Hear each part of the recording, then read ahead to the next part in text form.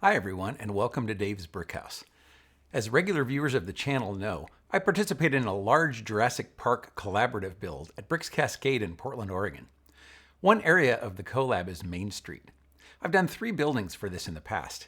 Check out this playlist for videos of those builds, along with spotlight videos of the collab that Beyond the Brick did in previous years. As we're ramping up on the collab for Bricks Cascade 2023 in May, I built a 4th Main Street building. This one is a bookstore. As is the case for most of my MOCs, this was designed in Bricklink Studio.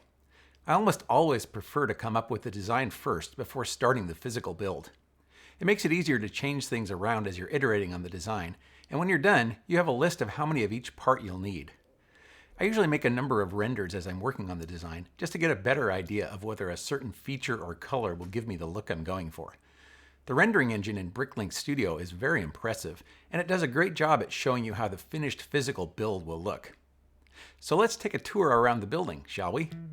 One of the first things likely to catch your eye are the doors.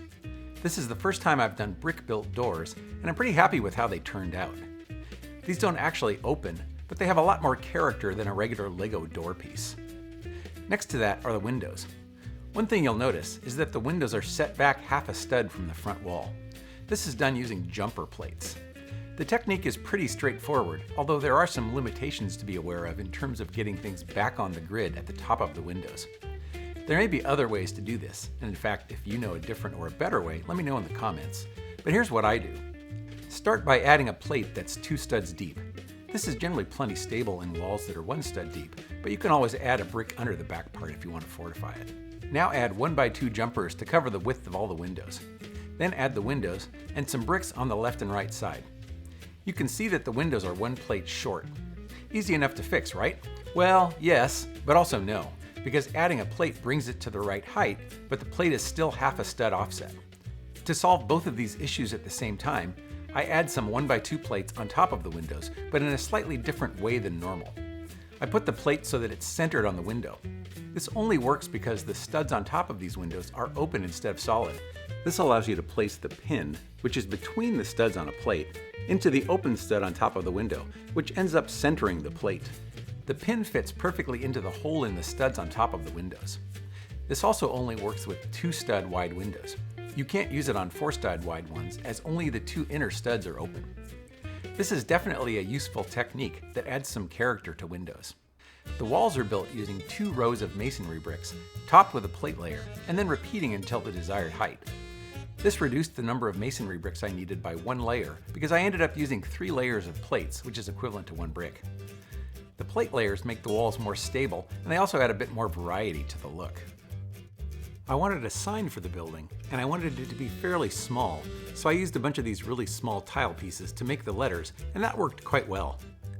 Moving to the 2nd floor now, one of the first things you see will be the railing, and that brings me to a quick story. I have a habit of buying pieces that look cool, but without having any immediate use for them in mind. It's worked out well several times in the past, and here's a particularly good example.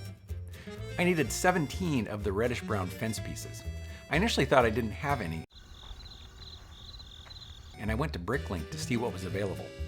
I ended up finding only 14 sellers in the US. This was because the fence in reddish-brown was only used in 2 sets, the newest of which was from 2017. The cheapest Bricklink seller required you to buy 80 at once, and even then, the cost was 3 to 4 times that of other colors. Most of the other sellers only had single-digit quantities and were even more expensive. Then I dug a bit deeper and found I had 30 of them that I'd bought sometime in the last few years as part of a Bricklink order just because I like the look of these and they might be useful at some point. So I guess my parts buying method isn't quite so crazy after all. Continuing on with the tour, behind the railing we see a large balcony. The customers can grab something from the espresso bar inside the store, then take their newly purchased books up here for a bit of caffeinating and reading. The doors to the balcony are similar to the main entry doors, but just a bit smaller. The chairs are built using a clip and a handle, a couple of 1x2 plates, and a couple of 2x2 tiles. The legs are made from 4 1x1 brown plates and are used to secure the chairs to the balcony floor. This makes transporting the MOC much easier, as the chairs won't slide all over the place. And finally, we come to the roof. Each side is made from 9 6x8 plates, mostly secured to each other with the exterior tiles, but there are a few 2x6 plates on the bottom side to provide additional strength and stability. The two sides are attached to each other using these hinge bricks.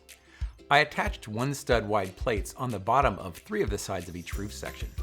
These are an architectural feature, but they have the added benefit of hiding the rough tops of the walls in the middle and back sections.